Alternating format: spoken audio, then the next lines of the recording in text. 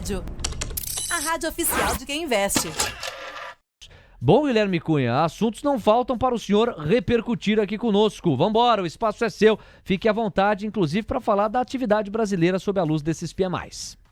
Boa, Léo, eu vou até pedir licença, mas eu vou partir para a construção civil, porque tenda é o principal destaque que a gente tem que contemplar aqui rapidamente.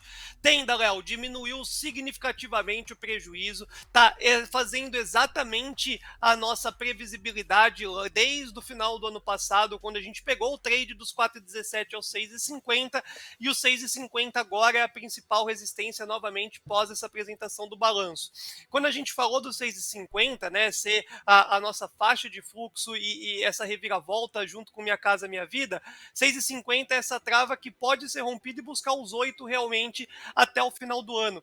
Porque, de novo, por mais que tenha contemplado prejuízo, reduziu o prejuízo acima do consenso e vai atrair compradores. Lembrete, para mim, a construção civil é o setor que mais vai bonificar o investidor dentro do nosso país durante esse ano de 2023. Então, tenda, a gente já sobe a régua, a gente queria comprar tenda abaixo dos R$5 e eu vejo que vai ser muito difícil a gente voltar para esse trade abaixo dos 5, uma vez que daí quando tivermos aquela movimentação de queda de juros realmente, a eficiência da companhia aumenta ainda mais. Então, quando voltar lá para a faixa desses 5,52, já me apetece e muito voltar a obter uma posição ali na companhia tenda. Agora a Cyrela, que eu nunca me desfiz, né? Eu sempre fiquei comprando 14, fazendo parcial em 16, 14 fazendo parcial em 15, 14 parcial em 16, abre a porta também para que possa ir buscar aquela região de preço-alvo de vários relatórios brasileiros e gringos,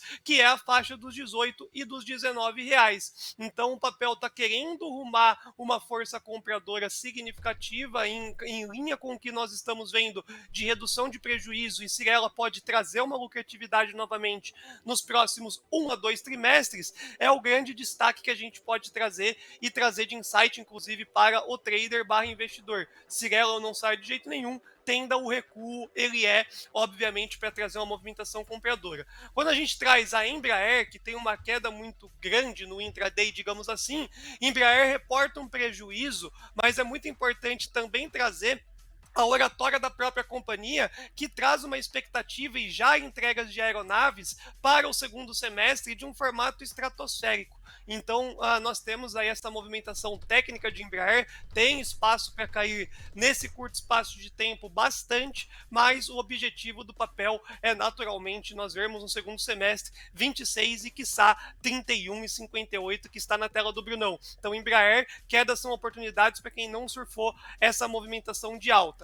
Lojas Renner, que tinha muita gente pedindo, estava no radar, não só técnico do Brunão, mas obviamente para nós aqui na parte do balanço. E Lojas Renner trouxe um balanço que é ainda lucratividade. Putz, já é uma baita de uma situação de alívio, porque o mercado penalizou Lojas Renner no ano inteiro, né? Foi queda em Lojas Renner, e essa região técnica aí dos 13,38 até praticamente R$15 é muito sugestivo para a compra, inclusive agora pode rumar meio que direto e reto para os 18,19 e 18,58. É um papel que traz muita volatilidade, mas também traz extremamente muita oportunidade. Hoje é dia dos bancos, né? Então hoje os bancões estão tracionando a movimentação compradora, espera também de um milagre, de um balanço de Bradesco que possa vir a ajudar a todos nós que estamos aí também investindo e contemplando Bradescão da massa. O que mais que eu gostaria de trazer aqui? Açaí chegou a subir mais de 3, aí devolveu bastante, agora está praticamente perto do 0-0. E acho que é isso, viu, Léo? Não tem nada adicional muito forte que a gente queria trazer, a não ser Intelbras, que fechou bem ontem, foi bem hoje e tem aí um balanço legal, é uma oportunidade boa também para o investidor. Daqui a pouco, o Pedro Albuquerque, o Superbook ao vivo conosco na ponta da conexão para trazer os seus insights e as suas percepções de mercado. Ele estando ok, serei sinalizado e tabelo com ele, o CEO do TC ao vivo aqui. Nós tivemos hoje a decisão de juros do Banco Central Europeu e tivemos alguns highlights das falas de Christine Lagarde no painel Mover Pro. Uma chegou a merecer o urgente. Antes eu faço um compilado. Lagarde iniciou a coletiva após a decisão de juros do Banco Central Europeu, declarou que os governos precisam retirar medidas de apoio energético, coloca que as pressões de preços continuam muito fortes, que a inflação de serviços e salários estão mais fortes. Você vê que esse é um texto de todo e qualquer presidente de Banco Central, né? Tá todo mundo batendo nessa tecla e, de fato, a realidade apoia a batida nessa tecla. Inclusive, nós tivemos há pouco o PMI de serviços no Brasil, 54 pontos. É um dos maiores eixos econômicos domésticos, o de serviços. Na verdade, é o maior, né? Quando a gente olha para uma fotografia mais ampla e de trânsito internacional, a questão das commodities se destaca. E quando a gente olha da porta para dentro, serviços. Grande peso para a economia brasileira, como se sabe. E a Lagarde enfatizou que no caso europeu não é diferente, a inflação de serviços está bastante forte, o mesmo em relação aos salários. Ela coloca que os serviços seguem pressionados porque há um aumento de demanda, que a resiliência no mercado de trabalho pode elevar a atividade. Diz que ainda existem riscos significativos de alta para a inflação. Pontua que os bancos europeus se provaram resilientes a eventos financeiros. Coloca também que a oferta de crédito na zona do euro pode se enfraquecer. Complementa, dizendo que as taxas de juros estão transmitindo fortemente aos bancos, ou se transmitindo, como quem diz, contagiando ou contaminando os bancos. Os juros permanecerão restritivos pelo tempo necessário, alega Lagarde, deixando a porta aberta. Coloca que a política monetária vai atingir níveis suficientemente restritivos. E traz o destaque que mereceu urgente no painel Mover Pro, que é este aqui. BCE não está pausando. Tem caminho a percorrer, ou seja, ao contrário da sinalização que veio ontem e da leitura de mercado que veio ontem de que os Estados Unidos atingiram o pico do ciclo altista de juros lá em relação às Fed Funds, a Christine Lagarde faz uma outra ancoragem, ponderando que no caso europeu não se chegou ao fim especificamente do ciclo de alta de juros por lá. Ela disse que a decisão de subir juros desta vez, inclusive, foi unânime e necessária, e que alguns membros chegaram a advogar por alta de 50 pontos base. São os europeus tendo que lidar com um fenômeno com o qual definitivamente eles não estão acostumados. Inflação. 10 horas 25 minutos, da porta para dentro. Moeda americana toca a máxima intradiária, R$ 5,032. Avança 0,22%. Virada firme para o dólar, hein? Ibovespa agora subindo 1,09%, perdeu parte do fôlego e agora tem 102.905 pontos, não se sustentou acima dos 103 mil. E o Indifut perdeu aquele espaço acima da resistência maior, está em 104.220 pontos, retoma, portanto, uma faixa abaixo da resistência principal apontada pelo nosso Bruno Mazzoni.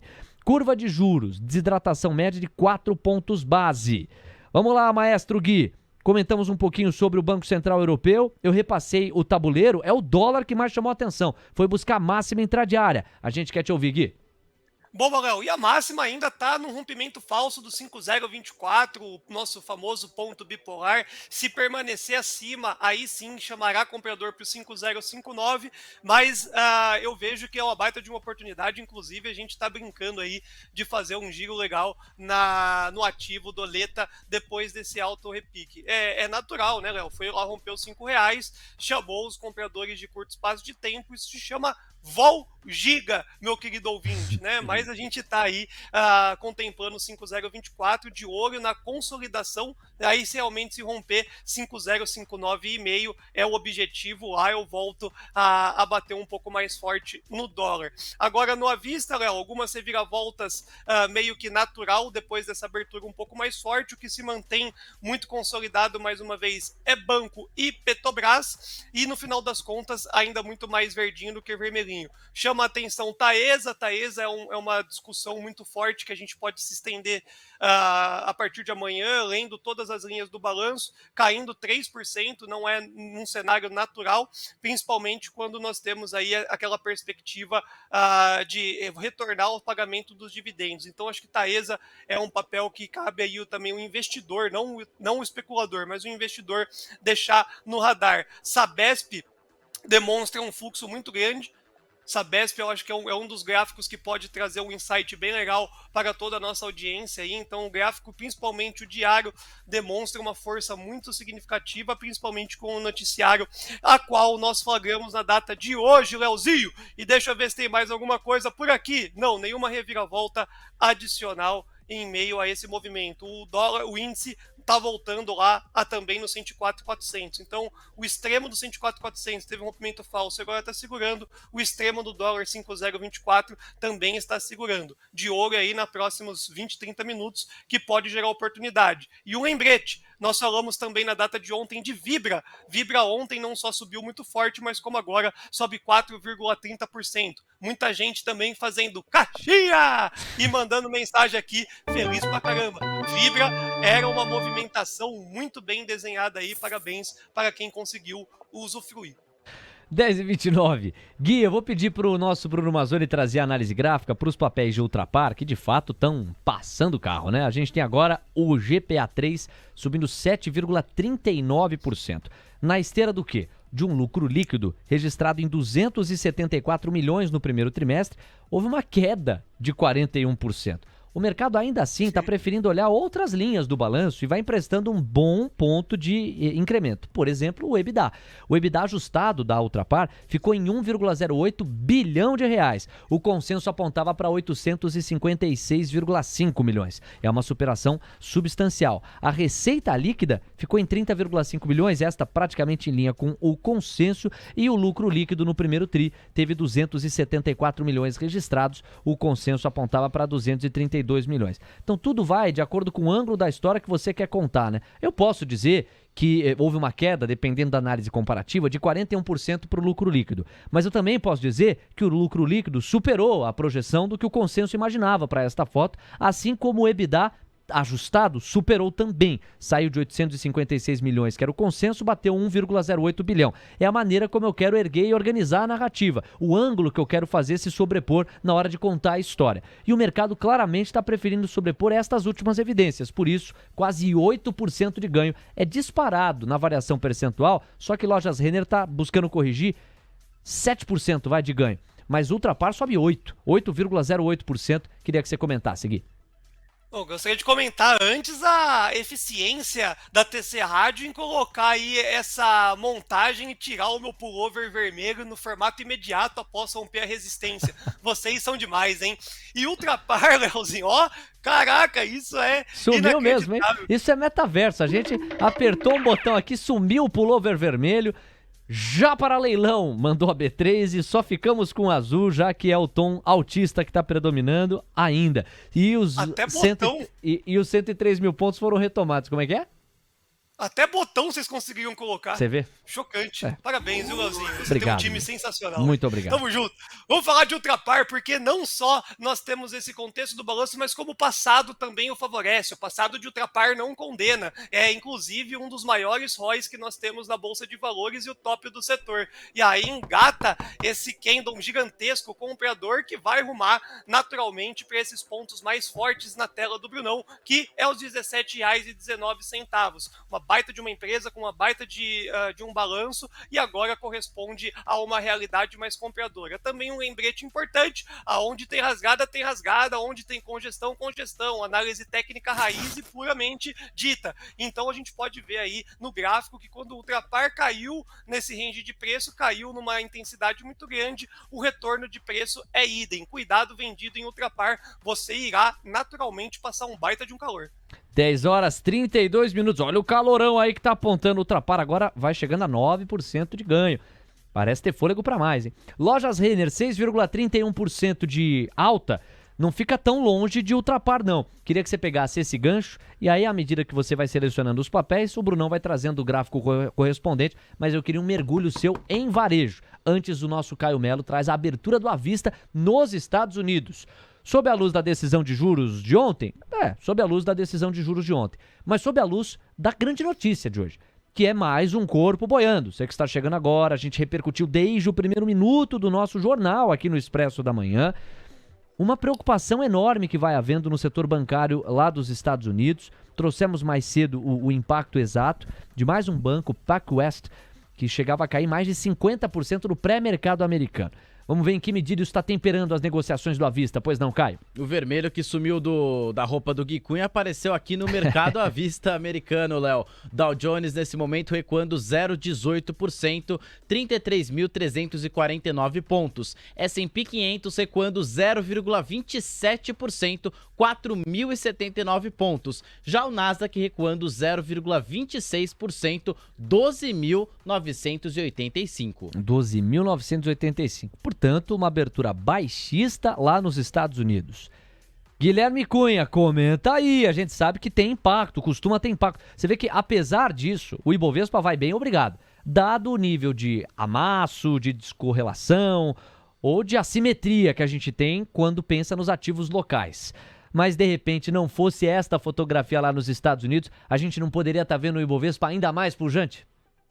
Com certeza é isso, viu, Léo? Eu sempre falei, viu? Você deveria ser um bom trader, um baita trader, se não o melhor trader do Brasil. Muito obrigado. Se você correspondesse ali a um PC de 2 telas, então, meu amigo, quem seguraria Léo Levati no trade? Muito obrigado. E no final das contas, não por isso, viu? Hoje eu tô demais. Tá mesmo. No final das contas, quando a gente olha os Estados Unidos da América, Léo, lá nós tivemos uma movimentação que o chat aqui, quando nós fizemos a enquete, foi mais de 60%, né? Sobe 0,25 e deixa espaço para mais. Então era um cenário mais esperado e aí o mercado penaliza e também tinha análise técnica mostrando os 4.200 pontos, azedando possibilidades de seguir numa linha reta. Aqui no Brasil, o que o Roberto Campos Neto fez foi uma tristeza triste, né? Porque ele acaba trazendo falas que não precisavam e pode trazer ambiguidade aí para o mercado. Porém, já não é decepcionante. O brasileiro já espera o pior. Então, vamos verificar o que tem de bom, quais são os balanços, quais são os setores que a gente pode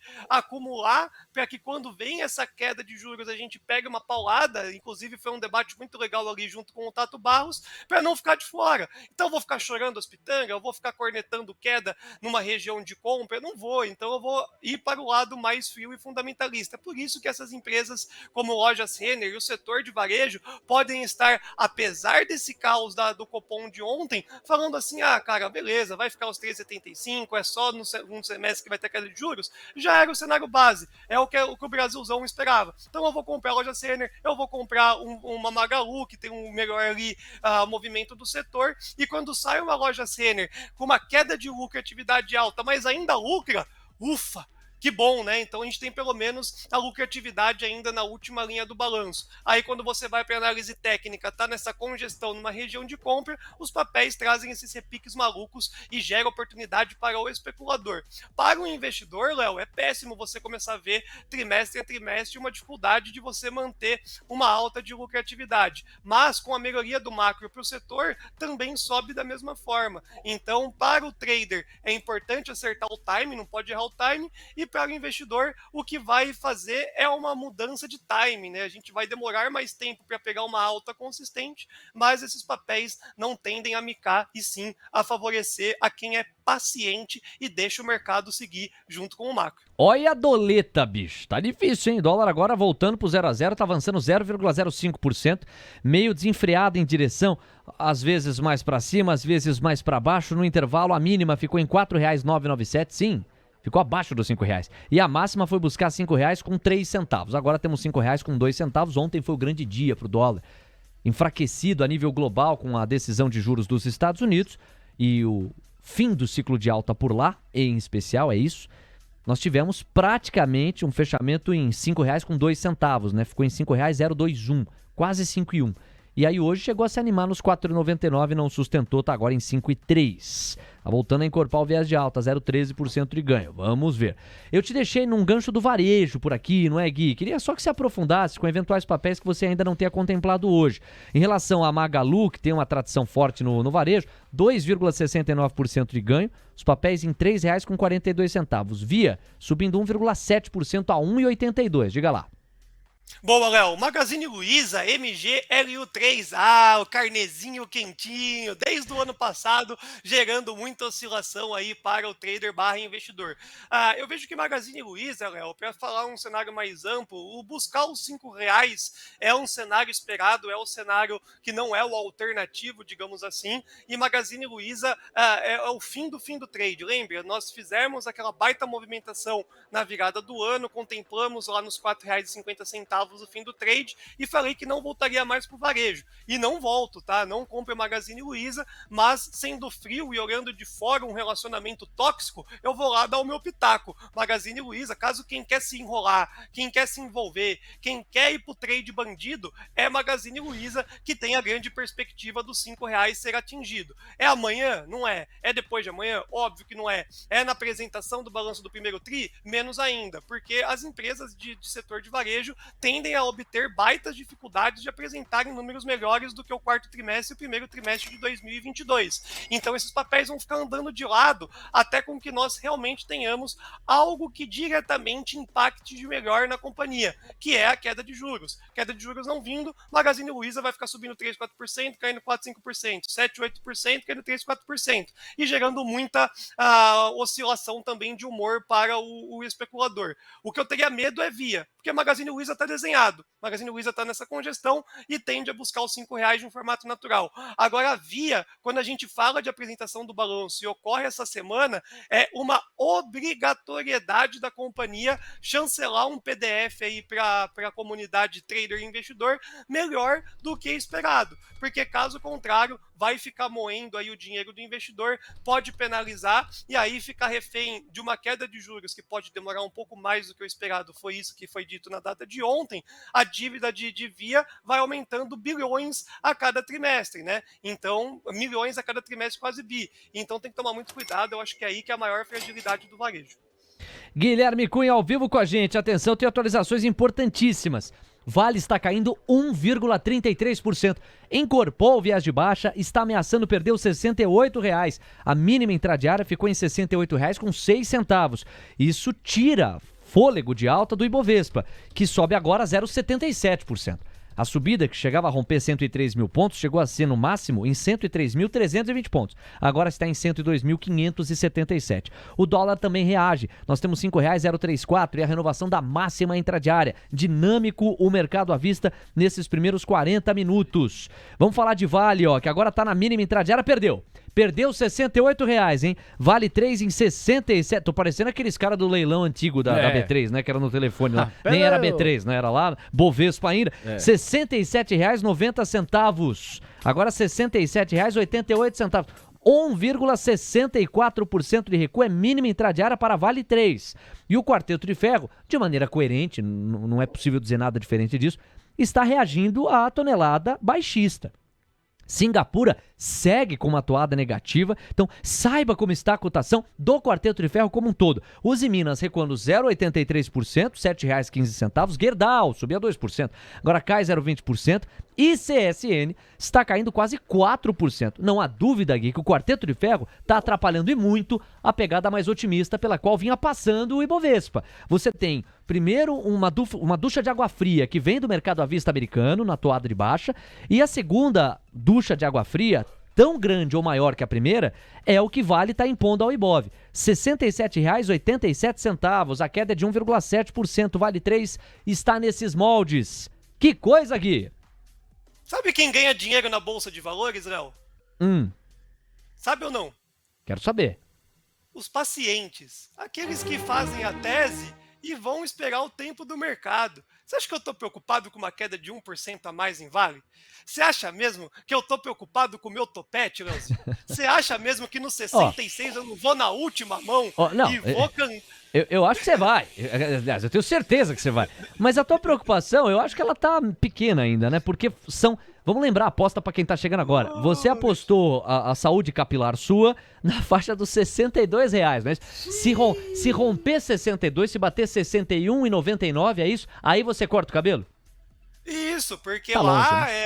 Isso, tá longe, nossa, e eu gosto muito quando a galera fica ansiosa dia após dia, porque quando cair no 66, o preço médio vai lá para 68, Leozinho, quando voltar para 74, 76, chama Pedro Albuquerque que tem churrasco no TC, e aí ninguém vai aguentar Guilherme Cunha vibrando, mas tá aí, ó, 65 e 73, basicamente para contrariar o 66, a VWAP, tem uma trava gigantesca no 65, 64 e 32, e é óbvio que vai cair, pessoal. Porque então a gente não vende? Porque a gente vai nesse contrafluxo acumulando, pegando o retorno previsto aí, não só do minério, mas também na adequação de valuation da companhia. Então, se olhar só o gráfico é raspado a zero, quem olha o fundamento e aguarda o retorno do fluxo comprador vai obtendo movimentações melhores. Aos mais conservadores, não dá para ficar de fora de Vale 3, principalmente no ano que a gente está deslumbrando depois dessa recuperação da commodity. O 65 e 70 e pouco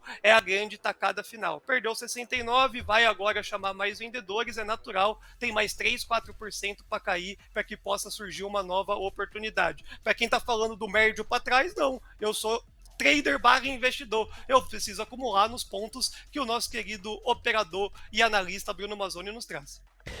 10 horas 43 minutos, Vale de longe chama mais atenção e impõe vida dura pro Ibovespa, agora Vale caindo 1,71%, sabe o que isso quer dizer? Que o Ibovespa tem mais razões para perder fôlego, agora o Ibov subindo só 0,54%, é pouco perto do que chegou a subir. Curva de juros em linha com um quarteto de ferro baixista, uma tonelada do minério baixista e uma menor pressão inflacionária projetada, recuando 6 pontos base e meio a 7 pontos base em toda a extensão, renovação de várias mínimas intradiárias. A moeda americana na contramão, renovando máxima atrás de máxima, na subida de quase 0,40%, a exatos R$ 5,040. O Ibovespa vai subindo 0,51%, vai se aproximando da mínima intradiária.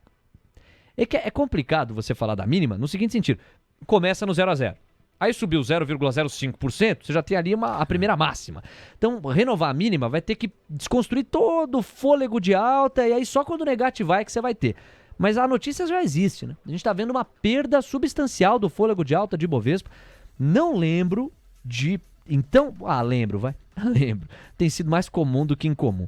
Mas o fato é que mais um dia a gente vê uma perda muito rápida, questão de 20, 30 minutos, de um Ibov que subia mais de 1,5% praticamente, passando a subir 0,4%, 102.298 pontos. Curva de juros, mínima atrás de mínima, agora 8 pontos base a menos nos pedidos de prêmio em toda a extensão, contratos curtos, médios, longos. E a moeda americana avançando 0,43%, tome máxima. Máxima intradiária para a moeda americana, R$ 5,042. Gui, eu quero ouvi-lo. Alô, Gui, vamos lá, meu parceiro, vamos atualizar aí a questão relacionada à moeda americana e a questão de bolsa. O Ibovespa perdendo fôlego, a moeda americana buscando máxima.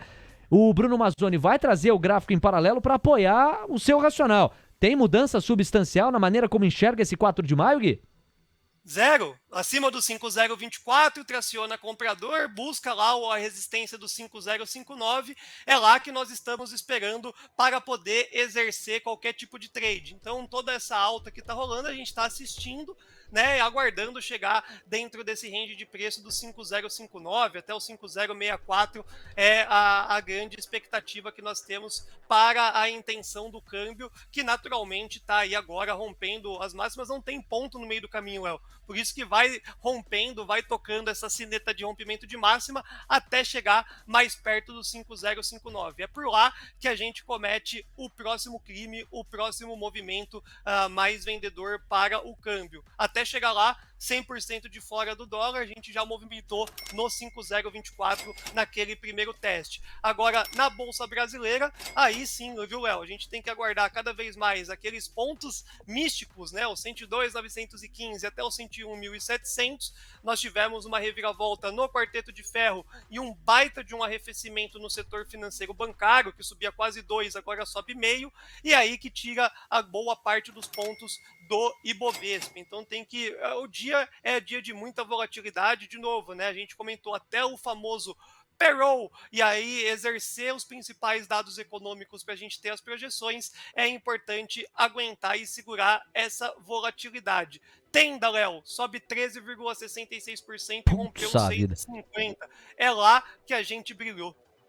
TC Rádio, a rádio oficial de quem investe.